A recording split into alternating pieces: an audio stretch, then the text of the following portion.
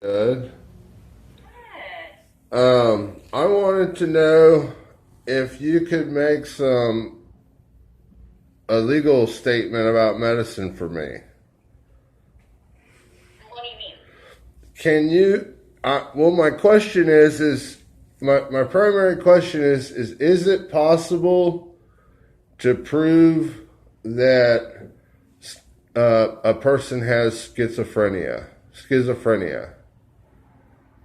So the way that we would do that is we diagnose mental illnesses based on something called the DSM-5 diagnostic criteria. Uh huh. And yes, so that diagnosis is like the gold standard, so that does hold up legally. Okay. Well, is there any kind of evidence? Is there any kind of evidence in the legal practice or procedure or diagnostics or prognosis? Can there be substantial evidence? Yeah, so the DSM is built off of evidence, yes. Okay, so what types of evidence in what forms would there be? So it's built off of clinical evidence-based practice. It's built off of epidemiological evidence. It's based off of all sorts of different things. It's like Okay. this big task force comes together, reviews a bunch of research, a bunch of evidence, and then they establish these guidelines that are used as the like gold standards for diagnosis within all of psychology and psychiatry. Do they know what the cause of schizophrenia is? So there's a couple of different theories, but not 100%. It's not like high blood pressure where we have a pretty good idea of the different causes. Okay. So we know that there's a genetic component, there's a environmental component, there's a trauma component, and all of these things kind of come together. But right now, we're still kind of figuring out the science behind it. Okay. So my my next question is probably that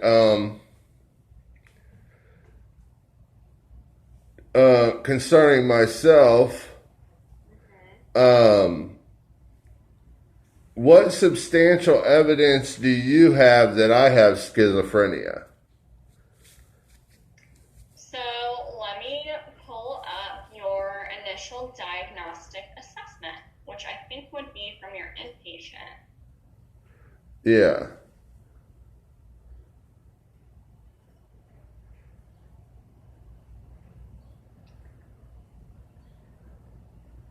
Let's see.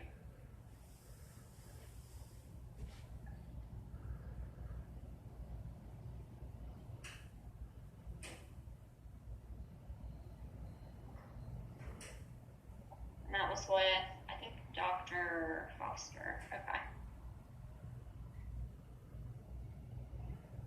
Do you know how many? You've been inpatient a couple of times, right? Well, obviously, the most recent one was for depression. Yes. Okay, there was another one in 2012 for depression.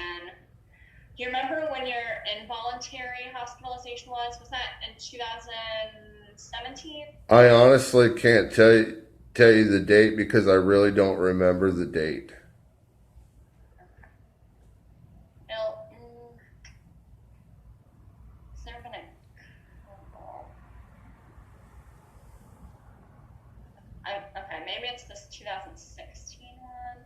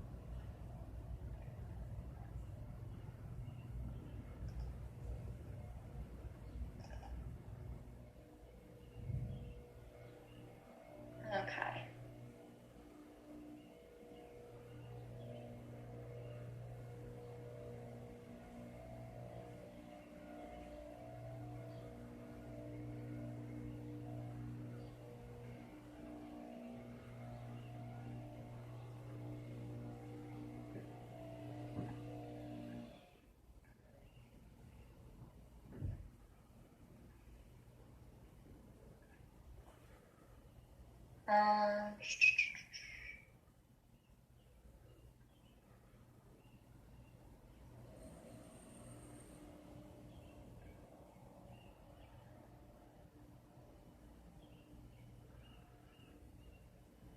You have records? yeah, I'm looking at them. Okay. So, when you were admitted involuntarily, this was in December of 2016. You were not sleeping. You were refusing to take any medications. You were having insomnia. You were threatening to kill other people.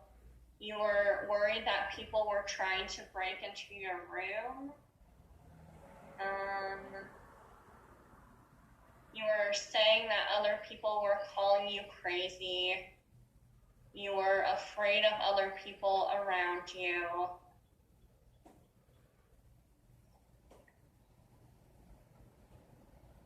It sounds like you were pretty scared. Yeah. That was true, but in my opinion, I don't think that just because you have an episode like you're describing, that constitutes schizophrenia. Mm-hmm. We live in a world that's actually pretty scary. Yeah. Now, as far as schizophrenia being a permanent disease, I don't validate that. What I do validate, I don't know that it's genetic. However, genetics may play a part in it. I don't validate schizophrenia as being a permanent thing for everyone all of the time. But maybe it is true for some people. I'm not totally sure. But in my case personally, I don't think that I'm an extremely delusional person. I think that I'm aware of what could happen. And not only that, I'm aware of what I have been through, but I can't validate some of the evidence of what has happened to me because I didn't have a camera. So in my world, it's important to have evidence. And if you don't have clear, concise evidence, then it can't totally be validated. Things can be mixed up and confusing and related or related to other things. And when they are related, they can appear as something that they're not. So I have had trauma in my life. So now that's for sure. But as far as